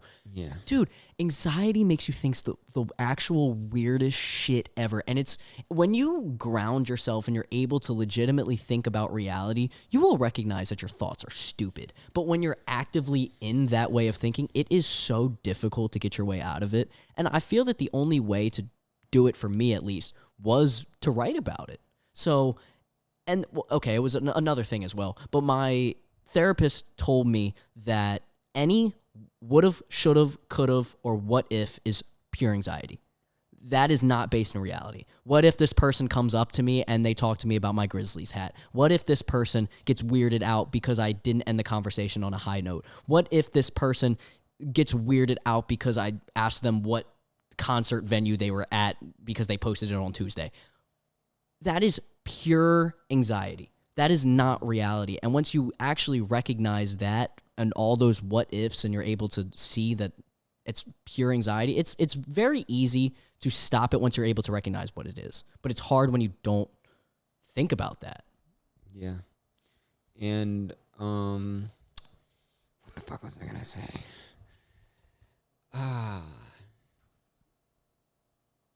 It was something about that. Gooners. Oh my God. It had to do with anxiety. Anxiety. Oh man, what a blend. Anxiety. With Brandon Alper and Alex Lavinson. Welcome. Yeah, I don't know what I was gonna say. All good. It's But weird. What are you anxious about right now? In this moment? right now, not much. Really? I'm feeling pretty good right now. Nice. And maybe this is like a therapy session. It is. It's curing me. It is. That's why I do them. But I'm always anxious about something. There's always something I'm thinking about. There's always, goals I have that I'm trying to manufacture. And I don't know if I want to like specify what those are, but there's things that I'm like longing to do, and I think I'm almost scared to execute those things because of my fear that they will go south and that I will no longer have anything to root for in that sense. I want to like keep it alive, that hope. But at the same time, it's like, if it's false hope, it needs to die at some point, and I'm just prolonging the inevitable. That's anxiety. That's all that is. Exactly. You're trying to create a solution for something that never happened yet. Is anxiety. Yeah, it is. Everything. And stop giving into it. Or allow yourself to give into it and respect that it's there. It's okay to be anxious. I'm anxious. I don't know what's going to happen. I never know what's going to happen. I could go out tonight and meet the love of my life, or I can go out and get hit by a car. I don't know what's going to happen. Yeah, that's what I'm saying. I'm still going to have a good time. But, yeah, I mean, here's what I'll tell you. One of the main things of my, like, anxiety, I think, affects that this bothers me to no end is when, like, and I've talked about this, like, communication over text bothers me a lot because I'm always thinking about, why is this person not responding? What does this response mean? Like, there's no emotion in it. So it's very hard to know for sure. And it's like, when I text somebody and after a certain amount of time, it just eats away if they're not responding. It makes me feel horrible. I have crash outs. I start sobbing. I need to take a fucking nap because, like, this person didn't fucking respond to me and, like, I care about them or something. And it's like, that's something I'm really trying to fix. It's just like being like, they just didn't see the text or something. Like, big whoop. Okay. 2 things. Therapy. That's 1.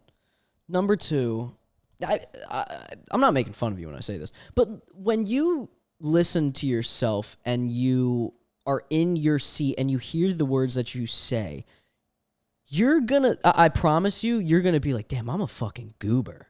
I don't think you're a goober because that's how I think as well. But I promise you, when you're actually yourself in reality, you're gonna say, dude, I'm a goober, bro. I care this much about if this person texts me back that it literally affects my day. I have to take a nap. I'm not making fun of you. It's ridiculous. It's actually stupid. And you will at some point make fun of yourself for it. You will. I'm Absolutely. already making fun That's of what I'm saying. I think I'm fucking insane, low key. You're not insane. You're just you're 21-year-old dude who wants female attention and isn't getting it.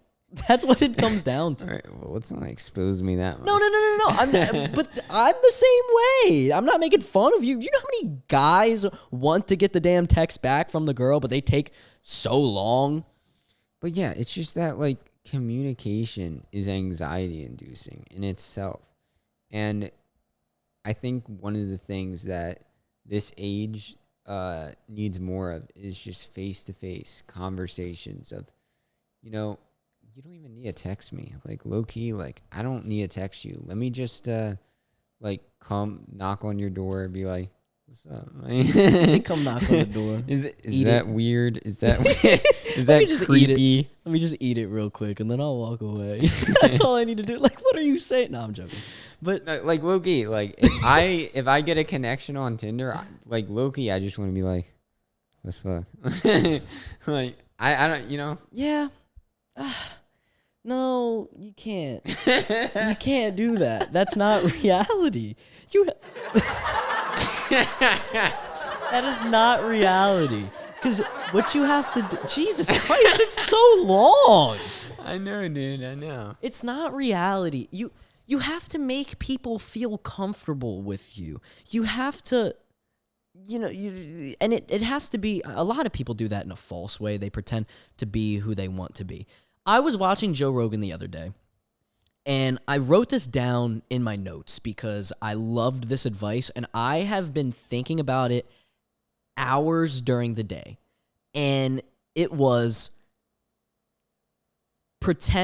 be the man that you pretend to be when you're trying to get laid. Interesting.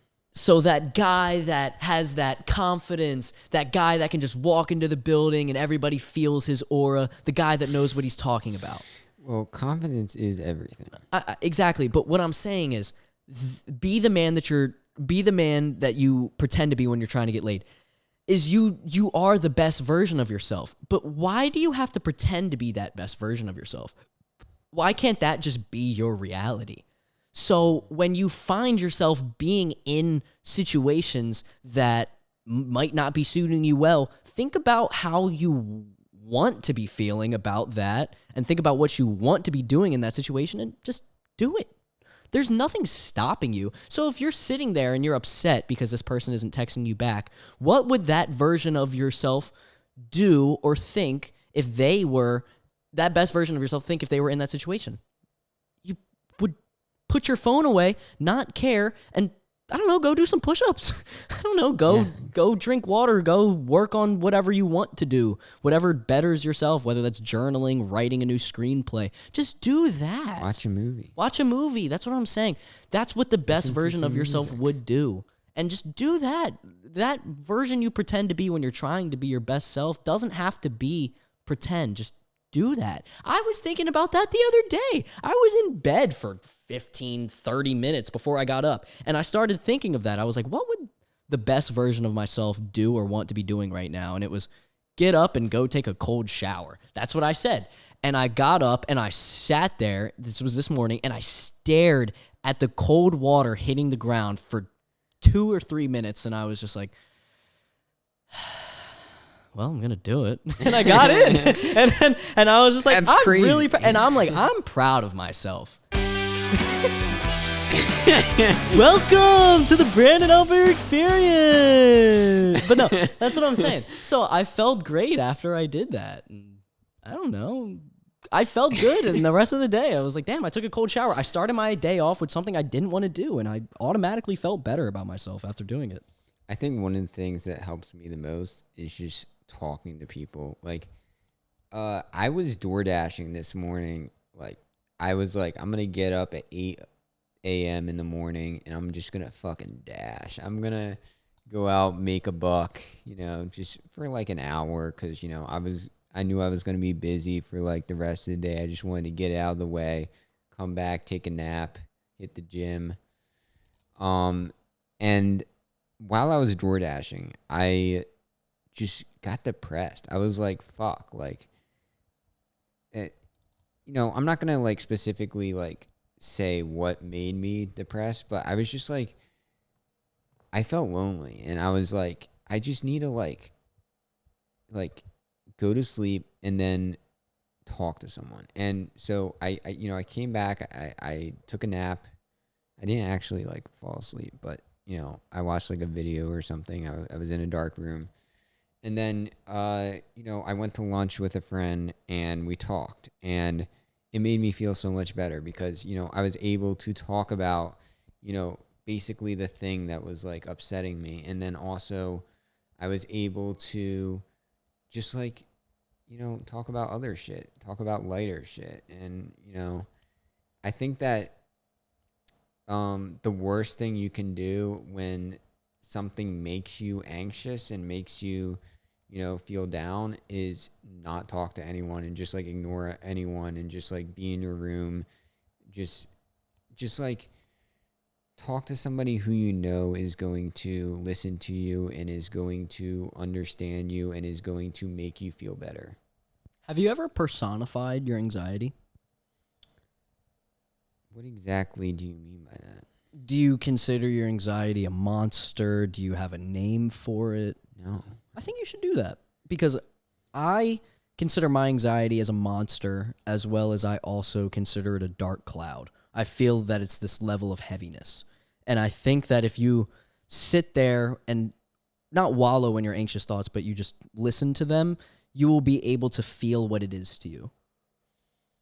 That's really interesting. And you know what? Next time I feel that way, I might just do that. And, I feel that way a lot because I think I've been like riding a wave to some degree where it's like, some nights I go out and I have a great time and I feel great. And then the next morning I wake up and it's just, I get hit by my anxiety and the things that I'm worrying about. And I'm like, fuck, like, there's always something that comes back to worry about. You can never really feel as great as you felt in one moment because it comes crashing down a bit. And it's just like, I'm trying to ride the wave, still have those great highs, but not have as low lows. Well, that's just allowing yourself to feel emotion. If you allow yourself to feel those high highs and the peaks, then you're going to allow yourself to feel the trows. It's just, you can't pretend not to feel the emotion that you're feeling. So if you're feeling depressed, then feel depressed, but give yourself a time limit because you can't be depressed all the time. You can't be anxious all the time. You have to recognize when it's prevalent to be anxious and when it's prevalent to be depressed. And sometimes you can't do that all the time. I mean, yeah, there's circumstances that no matter what, it's hard not to be. But you have to recognize that, and I truly do believe this, if you allow yourself to be depressed and you allow yourself to be anxious, I'm not going to say you could just turn your brain off and just not feel that anymore, but it is a lot easier to feel the other emotions if you allow yourself to feel those as well. Yeah, and part of me thinks it's good that I'm experiencing those lows because I'm not just being neutral all the time. I'm experiencing the highs too, and the highs are awesome. The highs are great memories. They're great times. I'm enjoying it in the moment, and I look back on it fondly.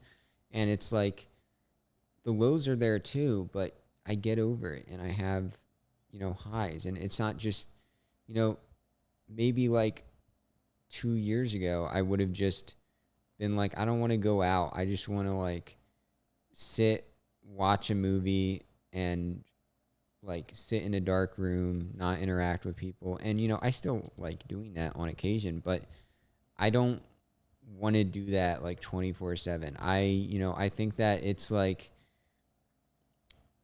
at some point I realized that I needed,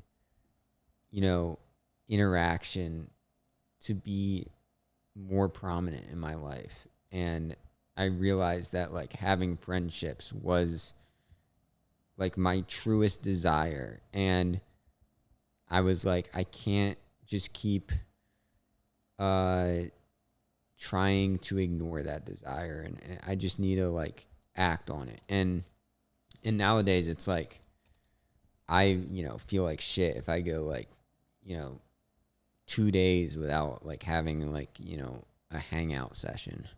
It's like I get fucking like bored and depressed, and it's like that might not have been me like 2, 3, 4 years ago. I might have been able to swallow it, but I kind of like that I, have that desire now, because it gives, I think it gives like almost more of a purpose in my life. It makes me feel more, it just makes me feel more important. Yeah, I mean, it's always better to... You're never going to be mad at yourself for going to hang out with people. And you're never going to be mad at yourself or upset if you decide to go hang out or text your friends because you're lonely. That's what we long for. We need connection. We strive off of that as human beings. It sucks when you're like, you want to hang out and your friend is like, I'm busy, or this, that, they dodge you a little. But at the end of the day, if they don't want to hang out, like, you can't change them. Find somebody who will want to hang out. There's always going to be somebody who's also bored and looking for something to do. I think we're all almost always looking for something to do, because, most of the time we're not doing things. Yeah. I remember when I got back from my trip from Dallas, I got in the car, and the entire time that I was in Dallas, I felt completely fine. I felt great. Mm-hmm. I was with my brother. I was with my dad. We had a blast. We went to the Knicks-Mavericks game, and they got blown out, but it was a really good time. And then we went and got pizza on Thanksgiving Day at some bar, and we watched the worst game between the Giants and Cowboys I've ever seen in my life. But I felt so comfortable with my brother and my dad. Yeah, both of them they're not the same human that I am, but they're the people that I grew up knowing my entire life, and I don't see them that often. So it was great. And then I got back to Philly, and I got in my car, and I just bawled my eyes out. I just started crying because I got back, and I just felt so lonely. Well, that's the low that we all experience that we're talking about. But it was really enlightening, and I just listened to myself. I listened to what I wanted. I listened to what I needed, and I was just so longing for a connection. And I don't know, it was so cool. The girl who I'm going to have on the podcast next after you, Hannah, I went out with her for one of her sorority formals, and I had an absolute blast. Like, we had such a good time, and after going through the breakup that I had the month prior to that, one of the things that I was feeling was I'm never going to have a relationship like this again. I'm never going to have a girl that is going to feel the same way about me again. I'm never going to, I don't believe that women will look at me and as attractive as she did, right?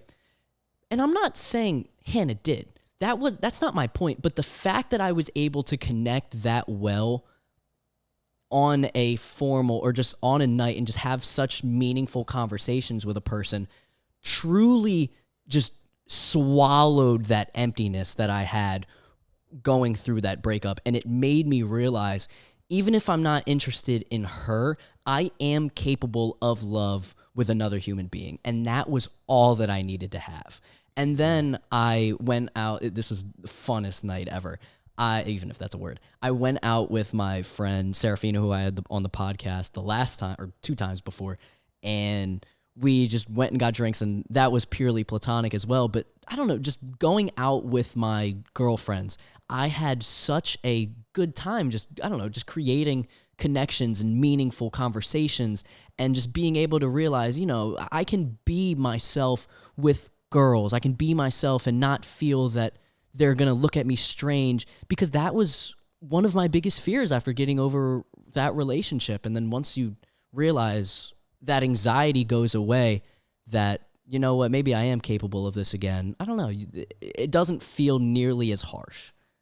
And it's great to also go out with people who push you to understand that, to overcome that sadness, to make connections. And I think that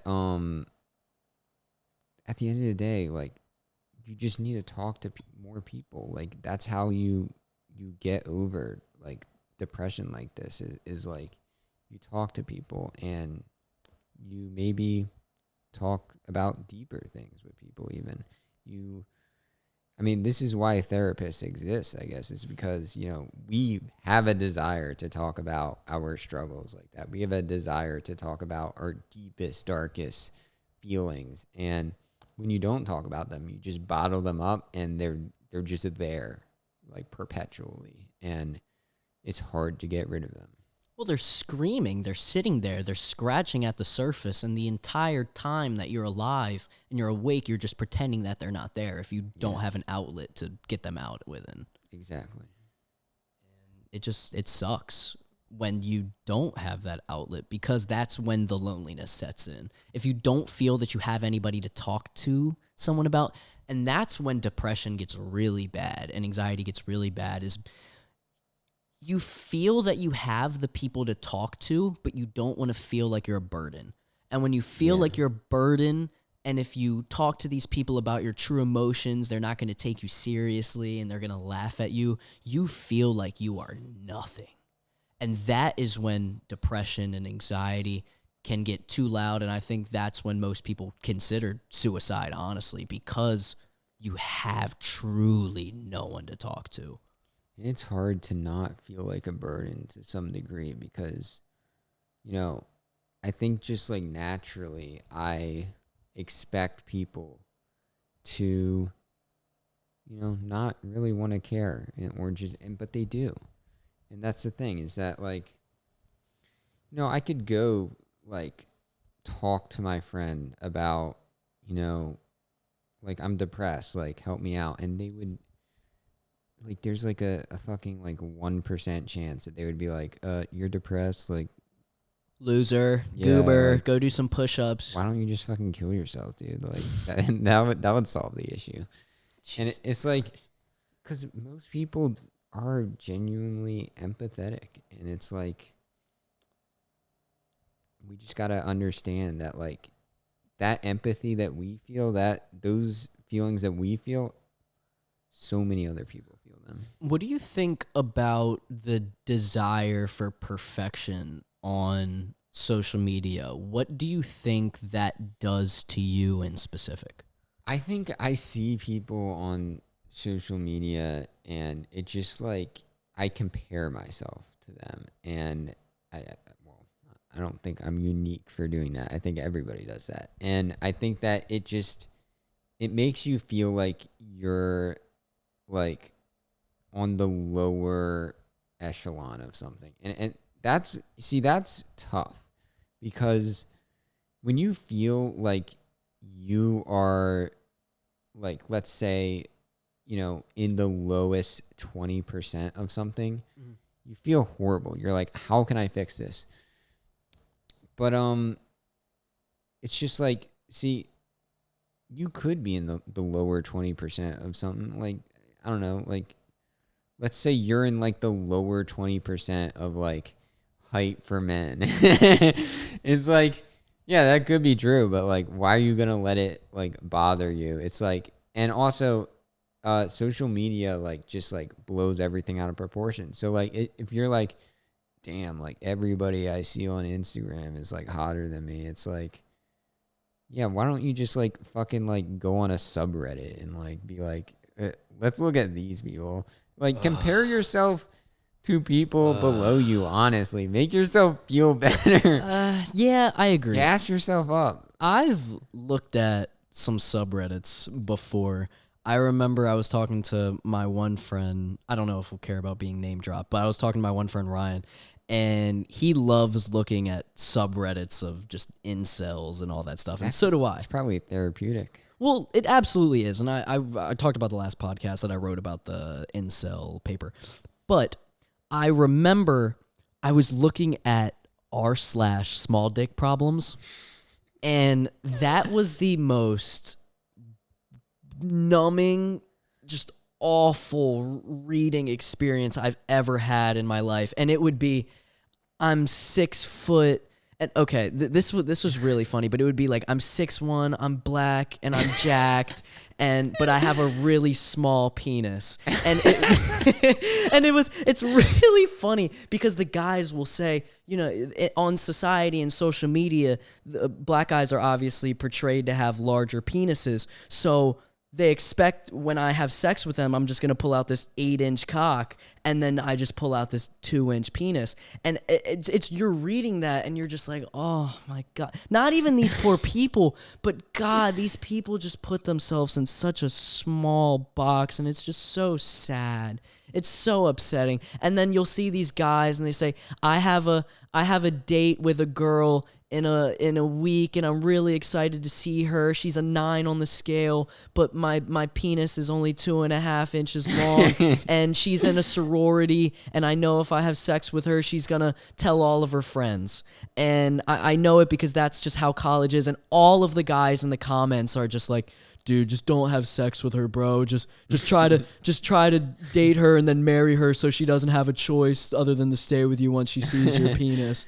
And dude, if they're not gonna accept you for your size, then they're not the one. That's what I'm saying, dude. It's so upsetting reading stuff like that because they're just so in too deep. And my heart mourns for those people. Not the fact that they have such a small penis, but just the fact that the way that they think is just so, it's awful. Well, that's exactly what I'm talking about, is you like pinpoint something that you're like anxious about, or that you're like self-conscious about, and it's like, you're like, what is this person going to think about that when it comes to light? It's like, well, so for me, I've never been hindered by my height. Obviously, I feel that I might not have been able to date girls that are taller than me, but I've never felt that my height has truly hindered me in anything that I've really wanted. I really do believe that. I mean, I have gotten with plenty of girls that were also 5'6", 5'5", 5'4", and shorter than me. Yeah, maybe I wanted to climb a tree. Gas yourself up, man. No, I'm just saying. Maybe I've wanted to climb a tree at one point in my life, but I haven't been able to, and I'm okay with that. I don't think that has anything to do with height. I'm talking about like a 6 foot tall girl. I'm not talking about climb a tree. Wait, have you never heard that saying before? I have never. Oh, okay. Well, that's what I meant. Climb a tree. That's funny. Yeah. Anyway, I was like, why are you talking about trees? No, yeah. That's the joke that they always say when a short guy gets with a taller girl. Anyways, I've never felt like that, and I've never felt my weight has done anything. It's always been my masculinity. It's always that I've had to feel, because I'm shorter, it's not the hype, but it's just more of the I have to be her. I have to be more of a man, and I can't be as feminine as maybe I truly feel like I am. But what I do instead is I kind of just let it be known immediately. I sort of, yeah, obviously I walk around with that level of confidence, but I also let it be known that I am in touch with my emotional side. And that's why I also let it be known on the podcast. And I talk about emotion so much because it means so much to me. And when you see stuff on social media and it's always the hard guy who doesn't show his emotions gets the girl, or the guy who's married to the girl, she ends up cheating on him at night with the big brolic fucking Chad. You know what I'm saying? It's hard for me sometimes. It's hard for me to not base that in reality when you have friends that are taller, stronger, more masculine, get with the prettier women. But then I see the way that those relationships end up falling apart and how they end up treating themselves. And then I think to myself, yeah, maybe it's probably a good thing that I'm not able to get with those people. So I also do think it comes down to you attract the people that you are similar to. And that is why a lot of the people that I've attracted have been anxious fucks and anxious, stressed, mentally ill people. And I don't have an issue with that because they're great. I love them. It's always a very fun time. But I think the more you become confident, the more you become mentally stable, the less you attract that. And that is what I also have known over time is the more and more time that I've been through dating experiences, the more stable the girls that I've been with have been. So I don't know. You do definitely attract the people that you are similar to. And I think it's very important to open yourself up also, because then people will be more willing to open themselves up. And if you open yourself up and then they're like not willing to open yourself up, or they're like, why the fuck would you tell me that? It's like super deep. It's like you're a vain person. Like you're surface level. Like I don't want to have a surface level relationship. I want to know you. I want to be able to empathize with you. I can't empathize with somebody who isn't like actually a 3-dimensional person. It's just very surface level. Yeah, and that's what you want to be. And that's what the people that you want to surround yourself around. I remember, God, when I was in high school, I wanted to be friends with everybody. I mean, people always say when I'm walking around, I know everybody. Yeah, I'll say hi no matter where I am, which is nice, but I'm not friends with probably 95% of those people. I pick my friends extremely like I'm picking them out of a jar. Just because I like surrounding myself around people that are 3-dimensional, that are open, that are willing to have conversations about stuff that maybe they're not comfortable about having conversations with, or they're just, emotionally available. I hate being friends with somebody that just is a fucking shell and they just don't speak. I hate that. Yeah, and you know what? I think that what was I gonna say? I think that like when I first came to college, I was like so worried about like making friends that I just, clinged on to the first people who I, interacted with.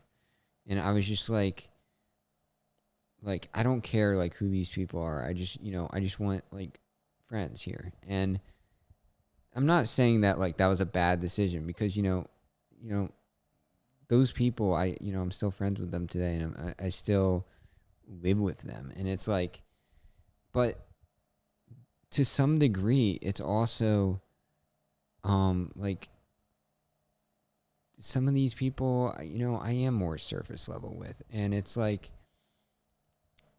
you can't just like pick some random person and be like, we're gonna be like best friends. You have to just find people in the crowd. You have to connect with people and then build the relationship from there, and then talk about deep stuff like that. And I think that with time I've started to also pick my friends more carefully and be more selective, because although I want to be friends with everyone,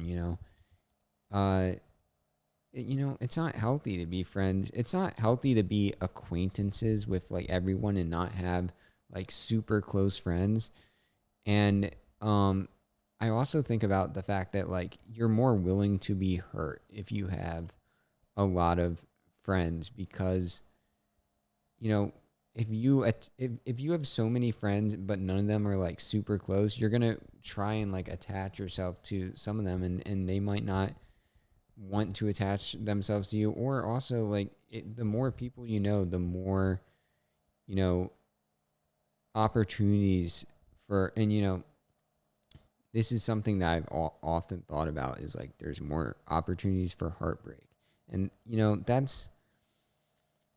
that's tough, because it's like, yeah, if you're friends with like 100 people, like there's more of a chance that like, let's say one of them just fucking dies, and like it's like, okay, that's not, I'm not saying they're gonna die, but that's not based in reality. Yeah, the more people that you're friends with, obviously one of them's gonna do you wrong.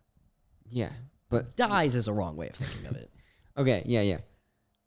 Basically what I'm trying to say though is that like you just want to have like those really close relationships. You want to have acquaintances, but you also like, there is value in truly knowing a selective group of people rather than having 200 acquaintances who you hang out with once a month and just don't really interact with on a deep level. No, and I completely agree. I don't want to surround myself. Yeah, I get upset because maybe I don't have 7 people, 8 people in my living room right here sitting and drinking on a Friday, Saturday night watching the Knicks play basketball. Yeah, maybe that bothers me sometimes, but I am able to go out to the bars with 1 or 2 of my friends, including you, and have a legitimate good time. I enjoy doing that, and I definitely enjoy those circumstances a lot more than situations that I just don't want to be in. I have been at so many little house parties with 10, 15 people, and I don't feel like I get along with any of them, and I'm just uncomfortable. And yeah, I'm surrounded by a ton of people, but I just feel so lonely. That feeling, when you're surrounded by a ton of people and you feel lonely, it is disturbing. It's disgusting. It hurts. And you know what? That leads into the fact that I think there is, to me personally, maybe not to everyone, but I think there's almost more value in a one-on-one hangout than a group hangout. I think that, maybe that's just what I desire most is, just like talking to people in a one-on-one setting. I think it's easier to talk to people in a one-on-one setting than in a group setting, because a group setting is almost naturally surface level. Like you don't see like 6 fucking men like on couches, like in a fucking room, just being like, so like, yesterday, like my girlfriend dumped me, and I just feel so sad, and like I need to talk to someone, and I need to like let out my anger, and just like guys, I'm depressed. Like I have mad anxiety, and it's just, you don't see somebody opening up to that. You don't see like that. Okay. Are you going to disagree with? No, I'm not going to disagree with you, but I have seen that happen, but it's mostly I've seen that happen a lot within the fraternity culture. It'll be, and that is cool. I do enjoy seeing that. It'll be 6 or 7 guys, and one of the guys will come in and be like, bro, my girl broke up with me. Well, see, the girl breaking up. That's a different. That's maybe more surface. I was going to say. Maybe. Yeah, I guess. Because, like, that's something, like, everybody in the frat, like, kind of has an understanding of, like, the girl breaking up with you. Oh, man, dude, like, you need a beer. Yeah. No, but, like, maybe saying something more like,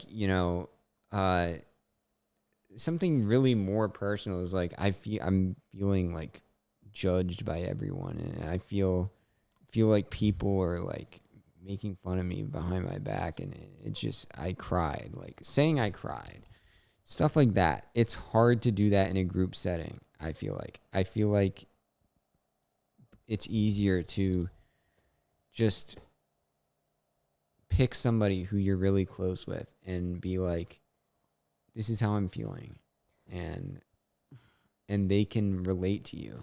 I agree. I don't know. For me, the way that I describe my anxiety and the way that I talk about my depression, I don't like talking about it like that. It doesn't make me feel comfortable just walking in to a room or with my friends and just saying, I'm depressed, I feel like shit. I don't even feel comfortable doing that. And maybe I should feel comfortable with doing that. But the way that I feel comfortable is, I don't feel well. I need help. Is there anything you can provide with me? I understand that this is what I need to be doing and I'm trying, but this just isn't working for me. It just makes it so much easier for somebody to digest, and it also makes it easier for somebody to listen to you because it feels like you're still trying. When you just, I don't know, when you walk up to somebody and, yeah, maybe this is wrong for me to say this, and you're just like, I'm depressed, I'm hurt, and you don't even say, you Yeah. Does that make sense? Exactly. No, I didn't mean to say it as in like, just like bombarding somebody. Okay, all right, good. I mean like sitting down and like, just letting somebody know how you feel, having a normal conversation with them, but also being like, this is how I feel. And, acknowledging especially with somebody who is willing to push you to open up that way. Like, how are you feeling? And then it escalates over time into something where you're actually talking about how you are feeling deep down at the deepest, darkest parts of your body and your mind. And it's like, that's maybe where those conversations should eventually get to. And I think it's a lot harder for that to happen in a group setting. Maybe that's just my experience with, because a lot of the guys I hang out with are like, let's just watch the game and not, talk about like depression and shit. And it's like, yeah, but there's value in talking about it. Yeah, okay. I'm not supporting the other guy. Yes, there's value, but when when someone feels like that's the only thing that you talk about, well, yeah, it is. That goes back to like the one-dimensional shit where yes, it's like, okay, all right. I'm just depressed. Like that's my only trait. I'm depressed. But you see, it can't be like, you have to bond over other things. You have to, talk about anything. Well, number one, you have to be able to create a connection with a person no matter what. So even when you're in that darkest moment, yes, you need to communicate that you can't sugarcoat anything. You have to legitimately say, I'm fucking depressed. I was considering suicide. And then you have to talk about what led you to those emotions. But like I said, there's a way to do it that you don't feel like you're bombarding the person, because it's so easy. If you're just told that, dude, it's scary, man. It is horrifying.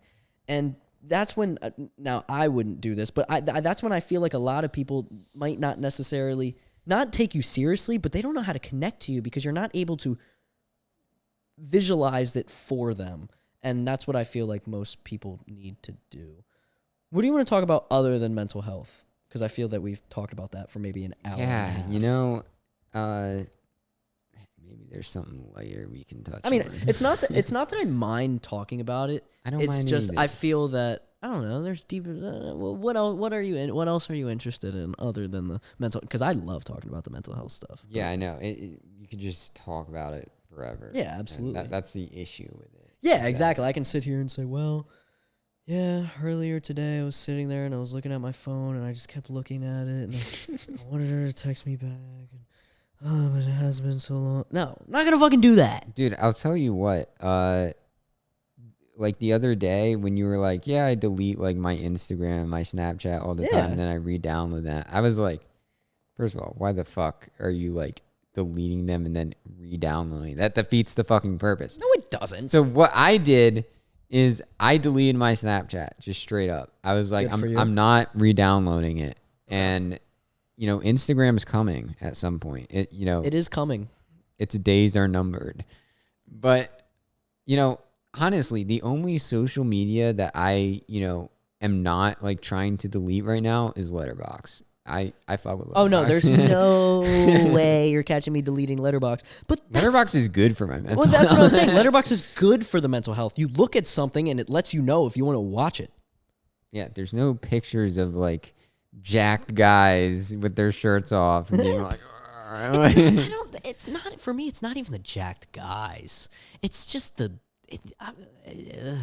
it's just this ultimate fear of women.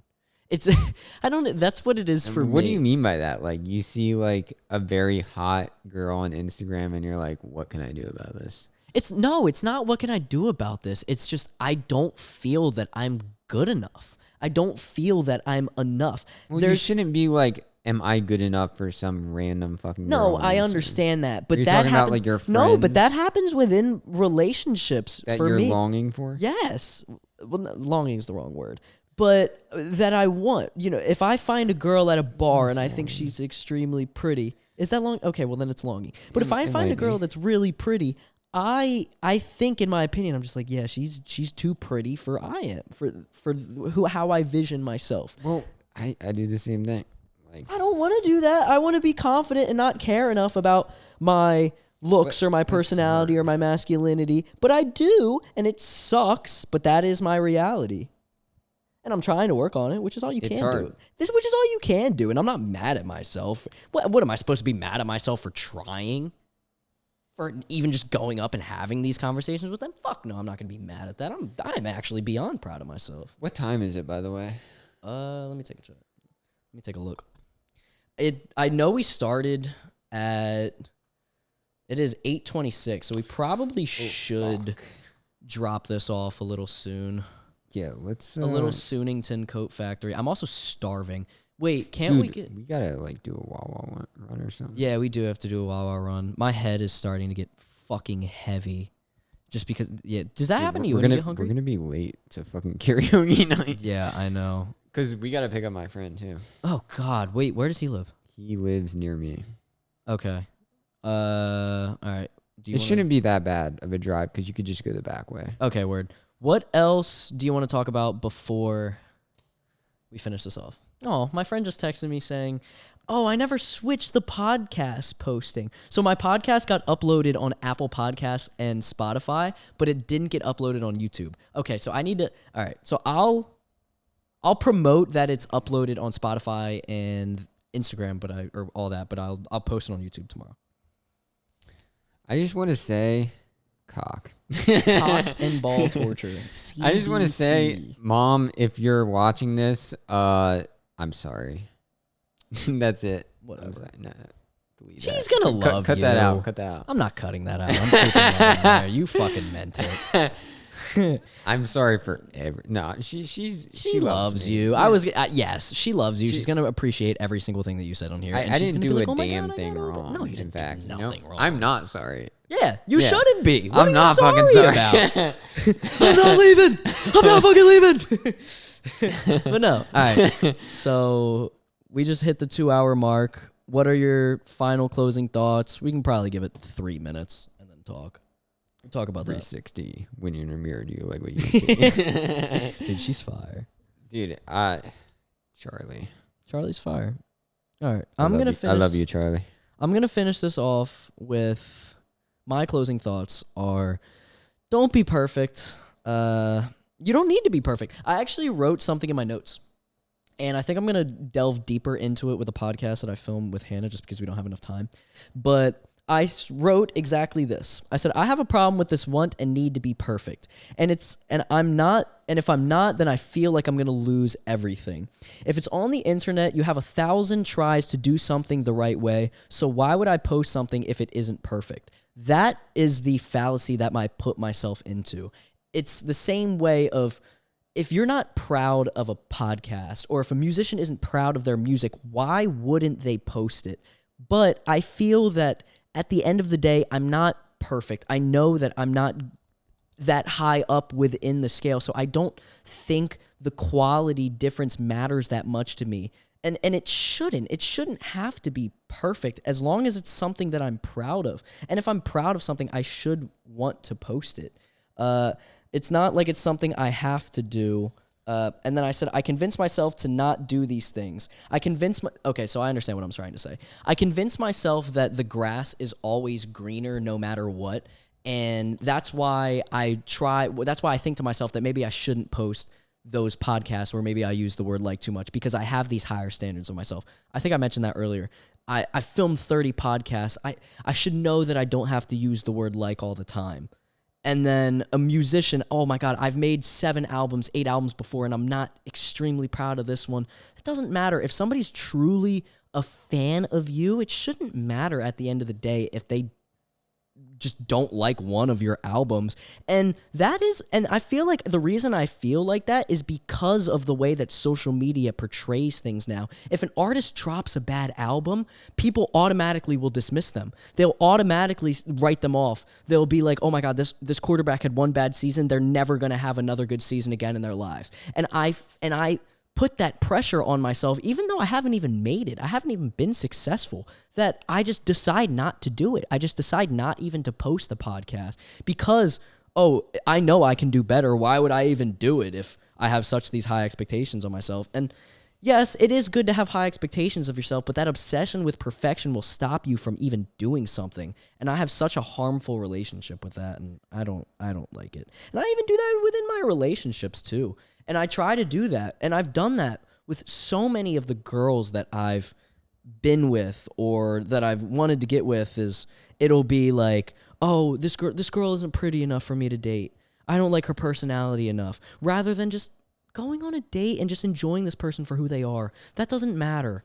It doesn't matter, but I was always so obsessed with that grass is always greener, and it sucks, and that mentality is so harmful for a human being. And if you ever find yourself in that, yes, if you listen to this and you are anxious, you're probably going to think, you know what, the grass can be always greener, blah, blah, blah. And it's going to be hard to knock yourself out of that reality. But if you just allow yourself to recognize that you aren't perfect, you don't have to be perfect. People won't look at you sideways. And if they do, fuck them, number one. And just be yourself at the end of the day, dude. Nobody cares. It really doesn't. And it hurts. And it sucks. And it's harmful, especially to somebody who cares so much about other people and the way that they think. And that is the curse of empathy. That is the curse of anxiety. I mean, obviously, but that's my little rant. And I think that the main thing there is that perfection is not the answer. We strive for perfection, but what we're really striving for isn't perfection. It's satisfaction. It's being in a place where you're happy and where you have satisfied yourself. Making something that you can look at and be like, I enjoyed that and I like this. Like watching your podcast and being like, this helped me. This like is good. And it doesn't have to be perfect. Like perfection is impossible. So if you're always striving for perfection, you're always going to be disappointed.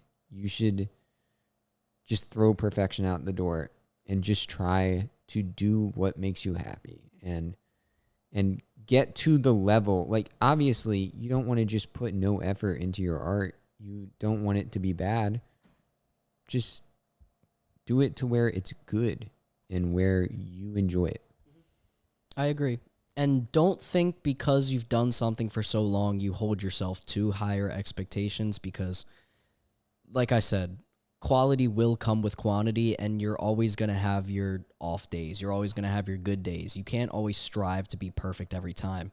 But that also doesn't mean just don't try, because then you're just doing yourself a disservice, and it's not healthy. That's not helpful to anybody. And recognize the things that you are good at and the things that you want to continue doing and the stuff that you are proud of, because at the end of the day, I mean, when you look back at something that you made and you're proud of it, you want to strive for that feeling again. Not that exact feeling in the sense that you made a retry of that, but just that feeling of happiness, that feeling of proudness, and that feeling of being satisfied. Because, dude, every time I watch back, I know I brought this back a ton of times, not within this podcast, but dude, every time I watch that Watcher short film that I made, I'm so proud of that, dude. I look at that and I'm just like, holy shit, dude, that is so cool.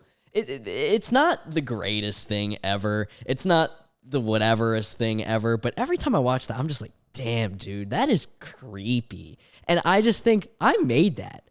I wrote it, I directed it, I filmed it, I edited it. That is fucking fire. And I'm proud of myself. You know what I'm saying? So, yeah, just find whatever it is that you have done and just try to recreate that feeling with new stuff. Obviously, you want to ride the high for whatever you made, but strive to continue that high by creating more content or creating stuff that you like. That doesn't mean do drugs, ride that high, but you know what I mean. Healthy. I think your own validation is the most important validation. You know, other people's validation is awesome. It's great to be validated by other people, but if you're not validated by it, it won't mean shit. You have to, you have to like it yourself. You have to feel like what you did meant something and made you happy. Absolutely. Are we going to end it off on that? I think so. All right. Goober eats. You will amount to nothing. You are worth nothing. Jesus Christ. I'm joking. No, I'm not. This guy. I'm a hater. I wish everyone death. All jokes aside, thank you so much for everyone for watching this podcast. And yeah, have a wonderful day and the way that you feel. Oh, I turned it down. But no, let me know if you feel any certain way. All right, goodbye. Peace.